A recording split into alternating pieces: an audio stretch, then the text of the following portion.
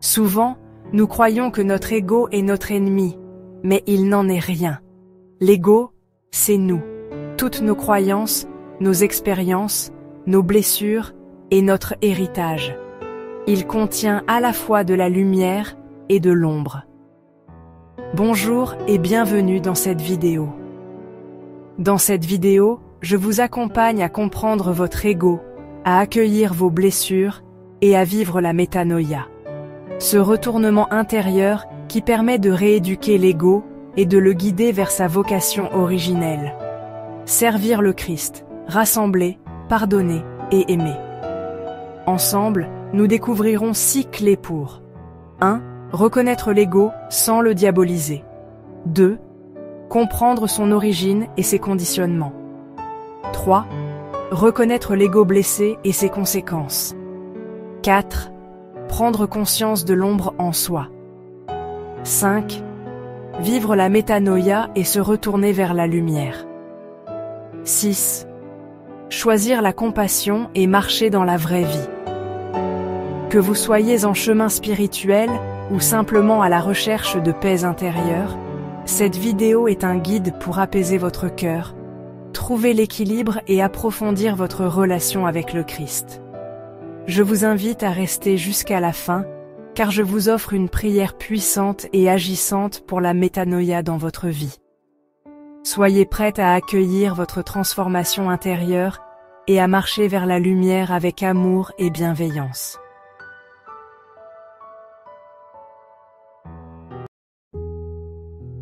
Clé 1. Reconnaître l'ego sans le diaboliser. L'ego, souvent, on croit qu'il est l'ennemi. Mais l'ego n'est pas Satan. L'ego, c'est nous. Enseignement. La première étape vers la transformation en Christ n'est pas de rejeter une partie de nous-mêmes, mais de la mettre en lumière. L'ego fait partie de notre humanité. Il contient notre histoire personnelle, nos blessures émotionnelles, nos croyances héritées, nos conditionnements familiaux et culturels. L'ego n'est pas en soi le mal. Comme un enfant intérieur, il a appris à se défendre, à se protéger et à survivre. Mais il peut aussi devenir rigide, orgueilleux ou craintif lorsqu'il se coupe de Dieu. Jésus lui-même n'a jamais dit « Détruisez votre ego », mais renoncez à vous-même. Luc chapitre 9 verset 23. Cela signifie reconnaître qu'il existe et apprendre à le mettre sous la lumière de l'esprit afin qu'il soit guéri et transformé. Paul écrit « Car je ne fais pas le bien que je veux, et je fais le mal que je ne veux pas. » Romains chapitre 7 verset 19. Ce combat intérieur n'est pas une condamnation, mais un appel à la lucidité. L'ego doit être vu non pas comme un ennemi absolu, mais comme une partie blessée de soi qui a besoin de rédemption. Application pratique. Observez sans juger. Prenez un moment dans votre journée pour remarquer vos réactions. Est-ce que vous vous sentez blessé par un mot, jalouse d'une autre, frustré par une situation? N'entrez pas dans la culpabilité. Simplement dites « Voilà mon ego qui réagit ». Nommez pour comprendre. Quand une émotion forte surgit, colère, peur, orgueil, mettez-lui un mot. Exemple, je sens que je veux avoir raison ou je me sens diminué. Le simple fait de le nommer crée une distance intérieure et ouvre à la guérison. Déposez devant Dieu. Dans la prière, au lieu de cacher vos réactions, offrez-les au Seigneur. Seigneur, voici mon ego blessé. Je ne veux pas le rejeter, mais je t'invite à le transformer. Peu à peu, cette pratique développe la conscience sans culpabilité et permet à l'ego de devenir un lieu de rencontre avec Dieu au lieu d'être un champ de bataille intérieur.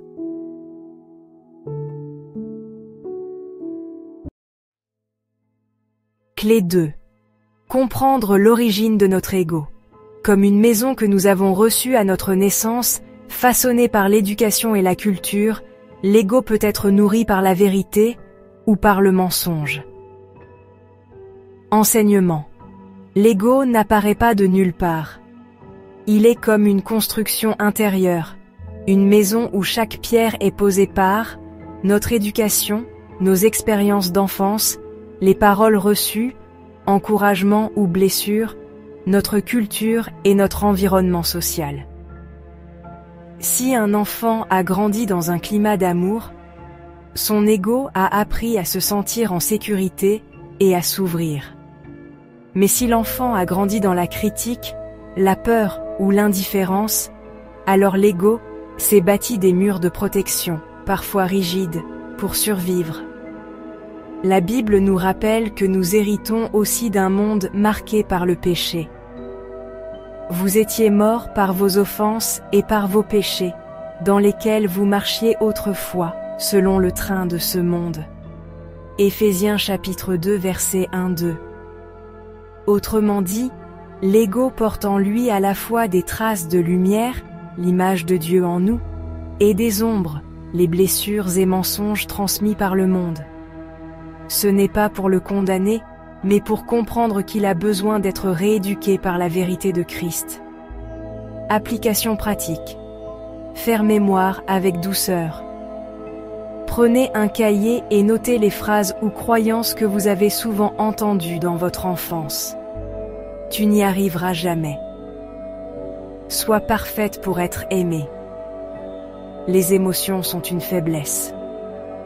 Ces phrases ont façonné une partie de votre ego. Observez sans jugement.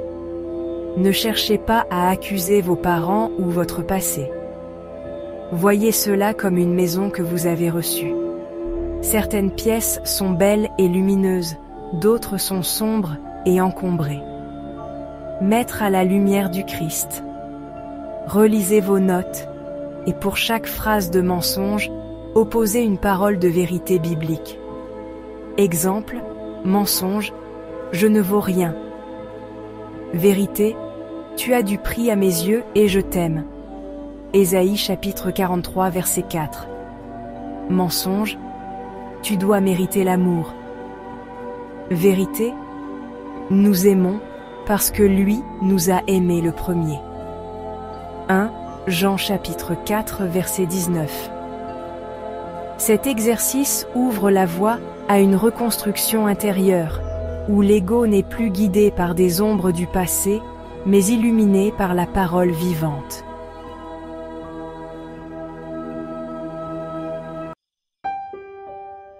Clé 3.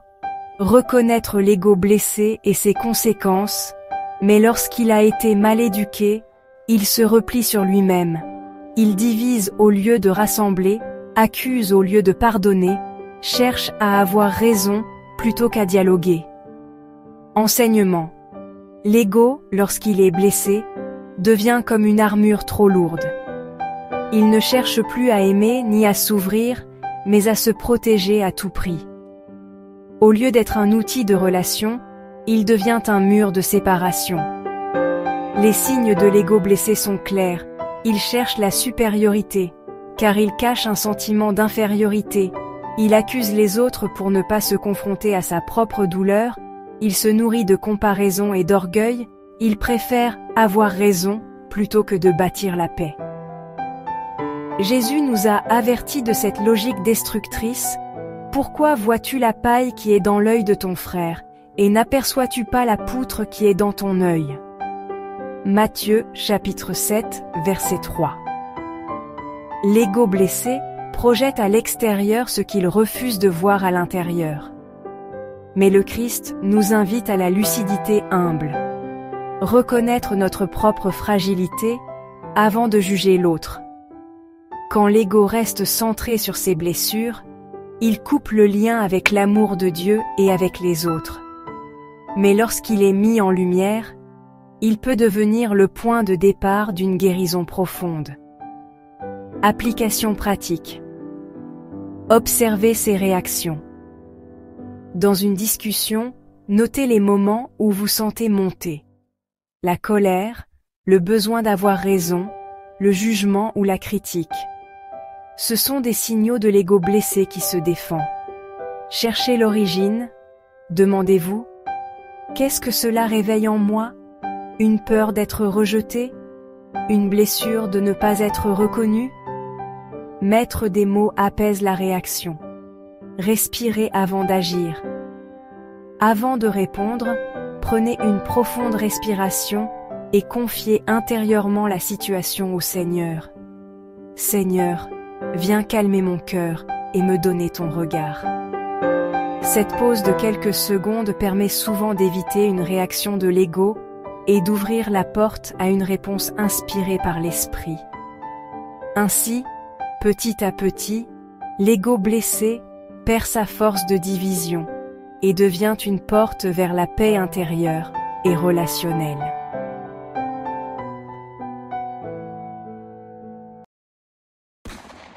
Clé 4. Prendre conscience de l'ombre en soi. Psychologiquement, notre ego est cette part inconsciente en nous qui agit selon ce qu'elle a appris. Carl Jung appelait cela l'ombre. Ces aspects de nous que nous ne reconnaissons pas, mais qui influencent nos comportements. Enseignement. Carl Jung, grand psychanalyste, a parlé de l'ombre comme de ces parties refoulées de nous-mêmes. Nos blessures, nos émotions cachées, nos désirs inavoués, nos colères muettes. Tout ce que nous n'osons pas voir de nous-mêmes continue pourtant d'agir en silence et influence nos comportements. L'ego est étroitement lié à cette ombre. Quand nous refusons de voir nos faiblesses, nous risquons de les projeter sur les autres. Nous accusons chez autrui ce que nous n'acceptons pas en nous. La Bible rejoint cette vérité psychologique. Celui qui dit qu'il est dans la lumière et qui est son frère est encore dans les ténèbres. 1 Jean chapitre 2 verset 9. Ici, ténèbres désigne précisément l'ombre intérieure, ce que nous n'avons pas encore laissé illuminer par le Christ. Mais la bonne nouvelle, c'est que nous ne sommes pas condamnés à rester dans l'ombre. La connaissance de soi devient un chemin de libération. Voir nos zones sombres, les accueillir sans peur et les exposer à la lumière de l'esprit. Reconnaître son ombre, ce n'est pas se condamner. C'est au contraire entrer dans un processus de guérison. Jésus dit « Vous connaîtrez la vérité, et la vérité vous affranchira. » Jean chapitre 8 verset 32. Application pratique. Méditez ces réactions. Prenez un moment chaque soir pour repenser à vos interactions de la journée. Quand avez-vous ressenti jalousie, colère, orgueil, peur? Ce sont des signaux de votre ombre. Écrire ces ressentis. Tenez un carnet spirituel. Notez vos émotions et vos réactions fortes sans les censurer. L'écriture permet de mettre en lumière ce qui restait caché. Priez pour recevoir la lumière du Christ. Offrez ces zones d'ombre dans la prière. Seigneur Jésus, toi qui es la lumière du monde, viens éclairer mes ténèbres intérieures. Transforme ce qui est blessé en moi, et fais de mon ombre un lieu de rencontre avec toi. Petit à petit, cette pratique permet de passer du refoulement à la réconciliation intérieure.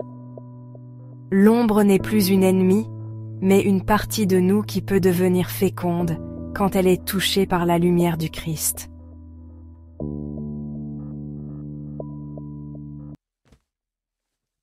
Clé 5. La métanoïa. Rééduquer l'ego et se retourner vers la lumière. C'est ici que la métanoïa entre en jeu. Le retournement complet de notre cœur et de notre esprit. L'ego peut être rééduqué, accompagné vers la vérité et la lumière. Enseignement. Le mot métanoïa signifie en grec changement de mentalité, retournement intérieur. Dans l'Évangile, Jésus ne cesse de l'appeler.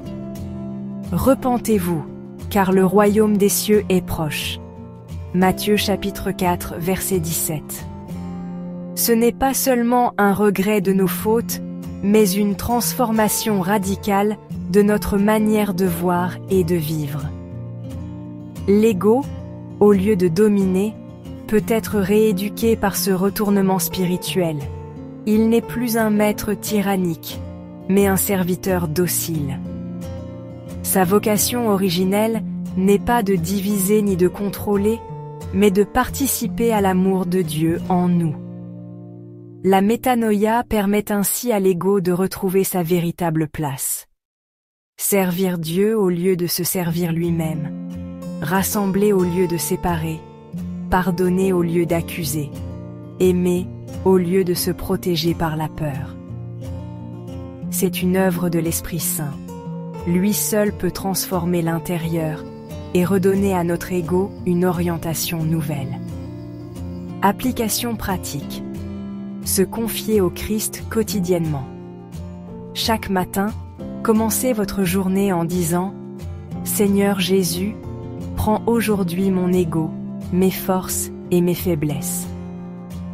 Oriente-les vers ton amour et ta vérité. » Acceptez les remises en question. Quand une critique ou une correction vous blesse, demandez-vous « Et si le Seigneur voulait m'enseigner à travers cela ?» L'humilité ouvre la voie à la transformation. Se laisser guider dans la prière et l'adoration. Prenez du temps dans la louange. L'adoration nous sort du repli de l'ego pour nous tourner vers Dieu. Comme dit Paul, « Soyez transformés par le renouvellement de l'intelligence, afin que vous discerniez quelle est la volonté de Dieu. » Romains chapitre 12 verset 2. En s'exposant chaque jour à la présence du Christ, l'ego apprend à s'incliner devant la lumière. Ce chemin n'est pas instantané, mais progressif, comme une rééducation intérieure. C'est le chemin de la métanoïa, qui libère, unifie et sanctifie.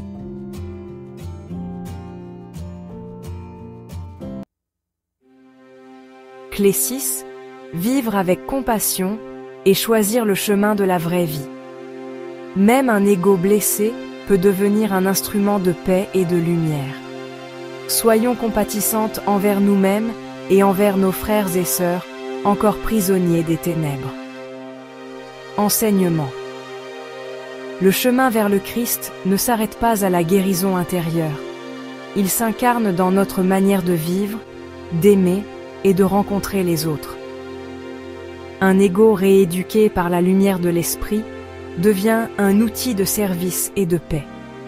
Nous vivons dans un monde marqué par la division, la critique et la violence verbale. Suivre Jésus au milieu de cette réalité exige patience, persévérance et courage. Cela demande de marcher à contre-courant, non pas en juge, mais en témoin de l'amour. Choisir le Christ, c'est choisir la vraie vie, celle qui ne se laisse pas enfermer par les blessures ou la peur, mais qui s'ouvre à la joie, au pardon et à la communion fraternelle. Comme Paul le dit, supportez-vous les uns les autres, et si l'un a sujet de se plaindre de l'autre, pardonnez-vous réciproquement. De même que Christ vous a pardonné, pardonnez-vous aussi. Colossiens chapitre 3 verset 13. La compassion devient alors le signe concret d'une métanoïa vécue. Elle est le sceau de l'Esprit Saint dans nos vies. Application pratique. Accepter ses limites. Ne pas chercher à être parfaite ou à tout contrôler. Reconnaître avec humilité ses failles et remettre le reste à Dieu. Pardonner et encourager. Pratiquer le pardon, même quand cela coûte, et offrir des paroles qui relèvent plutôt que des critiques qui écrasent. Aidez concrètement. Dans votre entourage, cherchez chaque jour une occasion de semer la lumière. Un geste de soutien, une écoute attentive, une prière pour quelqu'un dans le besoin. Gardez confiance en Dieu. Lorsque le chemin paraît long ou difficile, se rappeler que c'est lui qui guide. La persévérance se nourrit de la certitude que nous marchons dans sa volonté. Verset de conclusion. Car Dieu nous a donné un esprit non de timidité, mais de force, d'amour et de sagesse. 2 Timothée chapitre 1 verset 7. Ce verset vient sceller toutes les clés.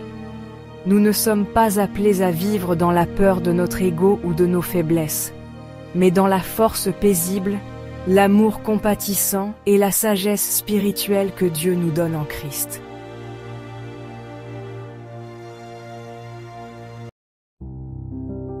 Aujourd'hui, nous avons vu que l'ego n'est pas notre ennemi, mais une part de nous à comprendre, à accueillir et à réorienter.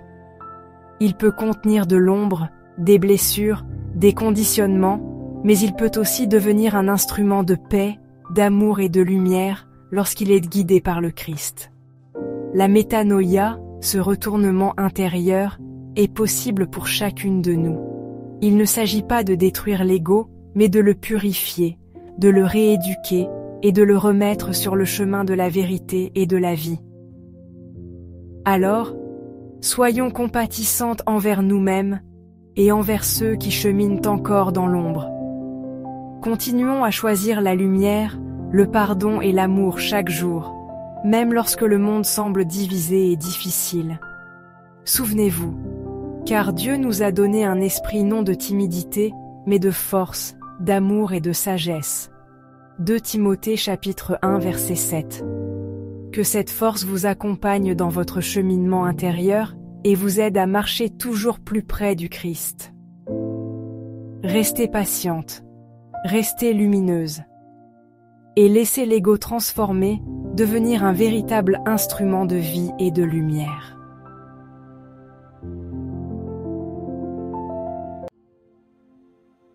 Je vous offre pour terminer cette vidéo une prière pour la métanoïa. Seigneur Jésus, toi qui es la lumière qui éclaire toutes ténèbres, je viens déposer devant toi mon ego avec ses forces et ses faiblesses. Tu connais mes blessures, mes peurs, mes ombres cachées. Tu sais combien, parfois, je cherche à me protéger au lieu d'aimer, à accuser au lieu de pardonner, à contrôler au lieu de me confier à toi. Seigneur, je ne veux plus vivre enfermé dans mes mécanismes anciens. Apprends-moi la métanoïa, ce retournement du cœur et de l'esprit, pour que mon ego retrouve sa juste place.